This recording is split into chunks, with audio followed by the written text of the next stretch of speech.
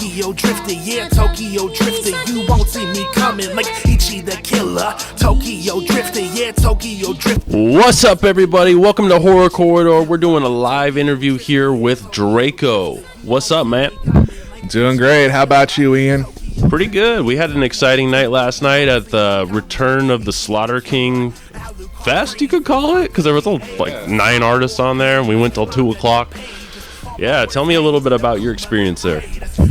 Well, I made the flyer. I helped Creed organize the event. So I was behind the scenes, in front of the scenes, helped the security a little bit here and there. There was some little hiccups. I won't throw anybody under the bus, but, you know, shit happens sometimes. But overall, a very great night. A lot of people put in a lot of time, a lot of effort, and really put their heart into it. And I'm very grateful that I was part of it.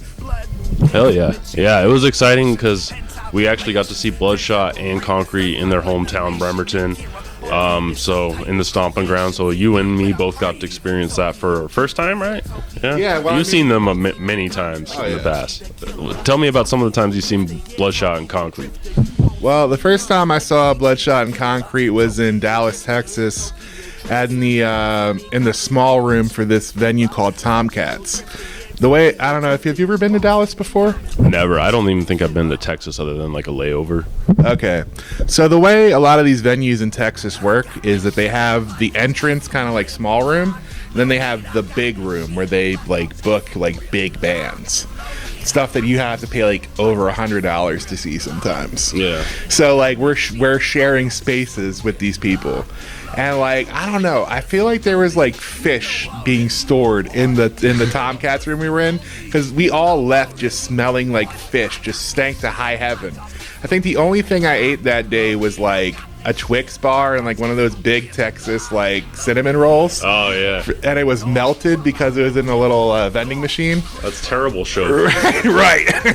I walked all the way up. I think I took a cab, a train, and I had to walk up there a little ways. But I got there, and that was the night that Crete and Bloody were signed to SKR. Oh, and they brought them up on stage. And they did that song Slaughterhouse with like 8 of those motherfuckers. It was, you know, guy I don't like using the name of, Razakel, fucking Crete, Bloody, 2 Clips. And it was Razor Ruckus on there? Comatose? Comatose and Razor Ruckus were not there. Razor Ruckus is interesting, though. I feel like he was heavily slept on. One of my favorite horrorcore rappers. Yeah. Ruckus, yeah. I thought the whole Viga movement was interesting. Yeah. The ghetto gothic kind of. Yeah. I mean, my friend Misfit the Menace definitely took that to a different level than Razor Ruckus, but I really appreciate that guy. I think he was very creative. I think I got to meet him at, I don't know if it was in Detroit or Texas at another show, but yeah, that guy was a really amazing rapper, and you know, he was a cool guy. He just disappeared one day out of nowhere. I don't know what happened to him. There's many speculations. Right. I will not get into it. But yeah, so that was the night that Bloody and Creek got signed, and you know, I'm hanging out with these guys. We're just shooting the shit like normal people. I get home and I tell like this one guy I've been working with for a little bit about it, and he's like, "You met Bloodshot?" I'm like, "Yeah." He's like, "Dude, that guy's a fucking legend. What the fuck? I would have given my last nut to fucking see Bloodshot live." I'm like, oh, all right. Yeah. And it was just like one of those moments where it's like, I've had a lot of those things. Like I met Loki kind of similarly. Like I met him outside of a deli in Philly, and he just had like cool contacts on. I'm like, oh, this guy has cool contacts. We'll just shoot the shit, you know? And his girlfriend was Candy Creep, and like we went in there. There's like cigarettes, like a cigarette coupon of some sort, you know? I think it was like buy one, get one or something, or like buy one, get one free, you know? And she's like, oh yeah, if you sign up with your email, you could get blah, blah, blah. And I'm like, all right, cool. So we did that. And then we're just shooting the shit, talking. I got his number, and we were on our way to this little venue to see Twisted. I think it was a Man's Myth tour. And we're just talking about shit, and I'm making fun of his partner, Sleepy, who is in his original group, Temple Rain, because he had Riding Dirty on his arm. Yeah. And I was like, you liked Psychopathic Riders that much? Like, who likes Psychopathic Riders that much? You're ridiculous, It's Sleepy. a lifestyle, man. Right. Riding dirty's a lifestyle, apparently. But yeah. So we get there, and Malaria, I don't know if you're familiar with him from Mission Effect. Yeah. He comes up to Loke, like, on some real, like, fanboy shit. He's like, yo, dog, I love that song, Broken Reflections, dog. That's, like, my favorite song, bro. And I'm just like, oh, you do music? That's cool. And I always had that, like, weird magnetism to me where, like, I meet people, and I don't know who they are. And then somebody tells me, oh, yeah, they're the shit. They're amazing. They're a fucking legend. They're a god. I'm just like, bro, that's John. That's John right there. That's John from Walmart. I don't give a fuck. Like, John is cool. Well, I mean, I think a lot of that could have to do with your longevity in the scene. Right. How long have you been in the horrorcore and underground rap scene? I mean, I was in the music scene since I was like 14 years old in general. So I was out there shaking hands, not kissing babies, because nobody brings their children to a fucking punk or horrorcore show. Yeah. You gotta be an irresponsible fuckface for that shit. Yeah. But like, for me, you know, I've always been around. You know, I haven't always been vocal. I didn't always like do music openly. I was always into poetry. Mm-hmm. But like, yeah, it took a while for me to warm up to music and actually do stuff with it. And yeah, I mean, I really started taking it more seriously in like my later teenage years, into my 20s is when I really started picking up steam and be like, okay, I gotta actually do something so I'm not a joke to my friends. And how did you start out? Was it instruments, computers, rapping? Poetry, and then I kind of went into rapping. You know, like, I always liked poetry. I taught a poetry class actually at the school I graduated from. I had this weird habit of not doing homework from my first school because there was like 5 bullies. Rare. Yeah. But I did it to such a degree where I didn't do it. I skipped it every single day. So I'd end up in lunch study so I wouldn't have to fight 5 kids on the fucking playground every day. It got sad, bro. And I was just like, I read all these different things, like the abridged tales of Edgar Allan Poe, the Red Badge of Courage. Like, I read all the abridged classics to a point where I started writing my own versions of the abridged classics that were like 2 pages long. They were like beyond Cliff Notes, and I'm like, all right, so here's Frankenstein. Boop, boop, boop, boop, boop. Done. You don't need to read Frankenstein again. You were like a little chat GPT back in the day. Right. So I love that kind of shit. And like, I think my first poem I wrote was for somebody who actually bullied me like a couple years later. His great grandmother was dying. And I said something like, if someone dies, you may cry, but try to remember the good times. They make you laugh. They make you smile, make you forget you're sad for a while. That's what it was. And it's like, to have that emotional depth and empathy at like 7 years old is fucking insane to me. Yeah, that is crazy. Because it was just like, I mean, my grandfather died when I was 11. So it was like, it was a weird standard to be set because the line was around the block for my grandfather's funeral. Like, everybody loved my pop-up. So seeing that internalize something in my brain, like, you need to leave a legacy, which again, very heavy concept for an 11-year-old to internalize, like, man, I gotta make my death something interesting. That's fresh, man. That goes back really far. Yeah, so it's like, I've always had it in me to be like kind of weird, gothic, and poetic with my shit. And it didn't always translate the right way. I didn't always have like the ability to do it the way I wanted to do it. And I felt like I fell behind with a lot of my friends because I didn't take it as seriously as they did at first. But like, you know, I was there with Razakel back in the day when she was starting off. I was there with all these guys, you know, really doing it. And I was just kind of like treating it like, haha, who cares, you know? Yeah. I see that they kind of treat you like family now. Right. And I mean, it's always been a family thing, but before it was like, I didn't record things well. You know, I didn't take it as seriously and diligently as they did because I'm like, my friends rap. I can just go to the show and who cares, you know? I'll show them my fucking poetry and I'll go home. Who gives a fuck? And you have something building up inside of you. Yeah, exactly. I mean, it's always been in me. Like, I think the first time I actually hit a stage was in a punk rock basement in West Philly.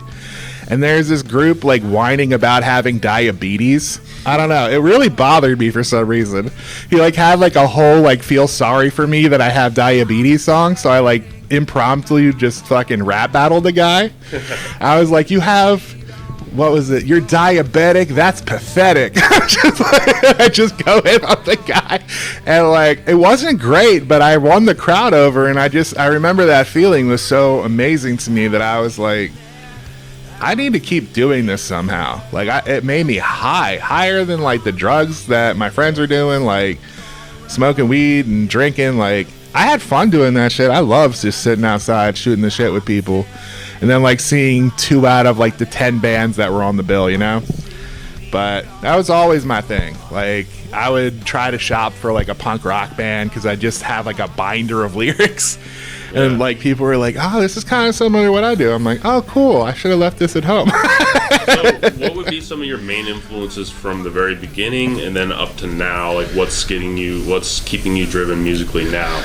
Yeah, I mean, when I was doing it originally, it's hard to say really. I mean, I really love DMX because we're both children of adoption. We both have like bipolar and stuff like that. I feel like DMX was really the bridge for me to get into more stuff. Yeah. I mean, Eminem, of course, you know, the token fucking white boy, whatever. I was really saddened by Eminem. I don't know. It was weird. I didn't like that. In retrospect, Eminem was not good for me. No. He's one of those, like rock bottom. That made me so fucking sad when I'd listen to it. I'm like, I felt bad for the guy. Yeah. There's like a lot of those there's some rappers I felt bad for, then there was like some I was like, yeah, I fuck with these people, you know? Well, it's kind of like the Scarface situation. You get to a certain point and you become isolated and you lose like, everything that you had when you were on the come up. So. Right, exactly. Yeah. But I feel like Cage is what really resonated with me. Like my trajectory is very similar to how Cage did his thing. Your lyrics are kind of similar with like mixing this horrorcore with sexual with nerdy shit. Yeah.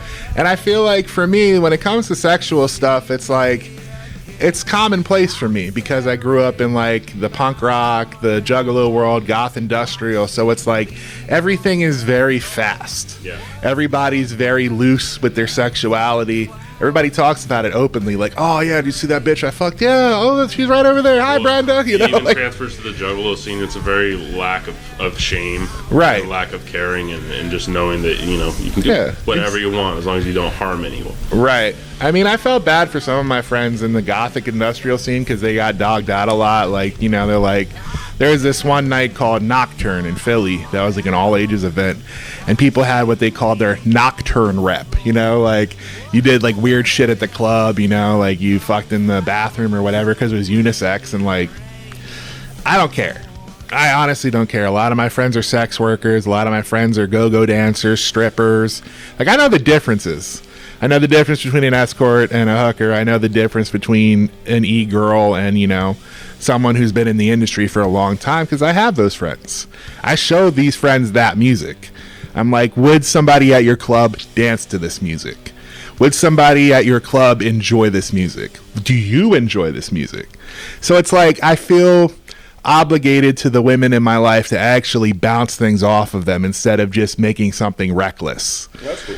Because I feel like if you don't show the women in your life something and you're embarrassed by it, that says more about your work than everything, you know? Yeah, and they usually are one half of your fans too, so... Right. I mean, that's why I always get unisex shirts. Yeah. And I used to always have, you know, female shirts too. Because I realized that if you don't have female fans, you're not doing something right. Exactly. It's like I've gone, like I'm not trying to throw R.A. the Rugged Man under the bus, but that was a sausage fest. When I saw him in Philly, there was like wall-to-wall dudes. Like this one guy was sitting on the stage, like waiting for the guy to come out on stage. Like I swear to God, I felt like he was gonna like fucking pull his pants down and try to suck his fucking cock or something. Like it was gross.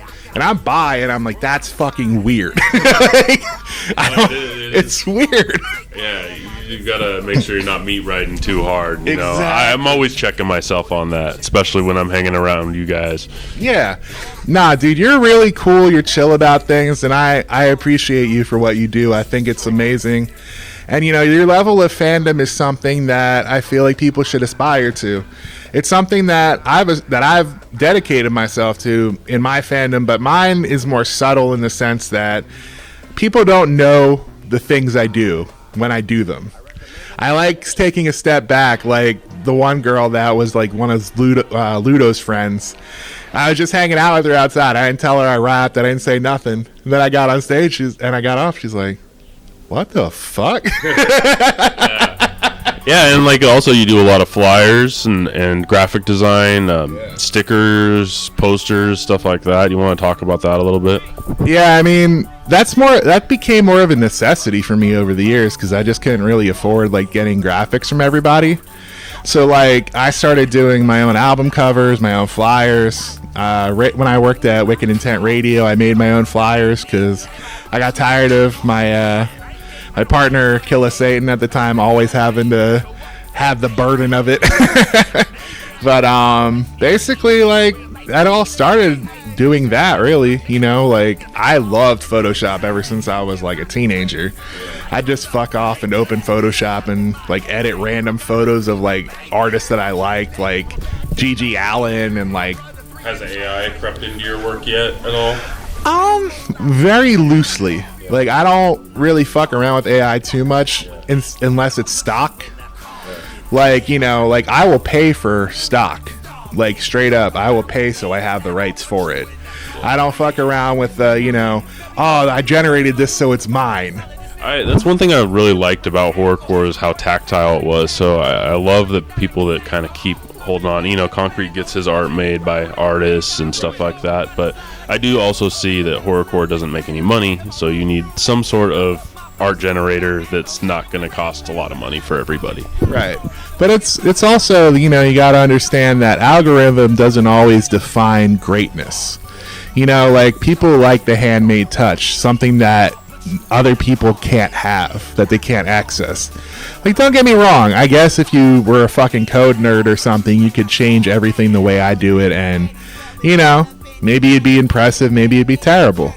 But like for me, what I really value is my repeat customers. I mean, Concrete included. I've been doing shit for him for like over 20 years.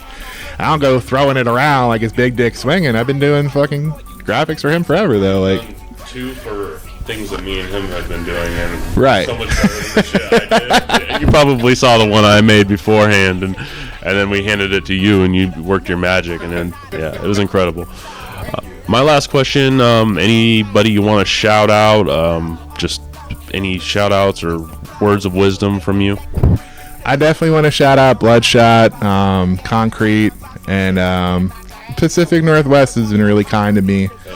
All of my friends that I've made along the way, Razakel, fucking my boy Steve Skax, my best friend of over 20 years, my boy Trey Digga, 310, my mom, of course, because my mom is awesome, my two dogs, and basically anybody who's been kind to me along the way. I appreciate y'all. As far as words of wisdom, be present, be kind to people. Don't think you're better than anybody, because the moment you think you're better than somebody is when a higher power will humble you. Now, whether that person is somebody who's tired of your shit, or it's, what you want to call a holy or unholy presence, it's like, you're going to get it, bro. It doesn't matter how good you think you are. Like, there's people out there that have this weird ego problem that I've met along the way. Even people who are like newer to the game, that like they have like a couple of little spikes in their shit, and like they get mouthy with me, and I have to remind them, I'm like, as big as you think you are, there's people around me that are way bigger than you'll ever be. And I don't pull that card on them because I'm not a mean person. I'm mean sometimes, but I don't like to be.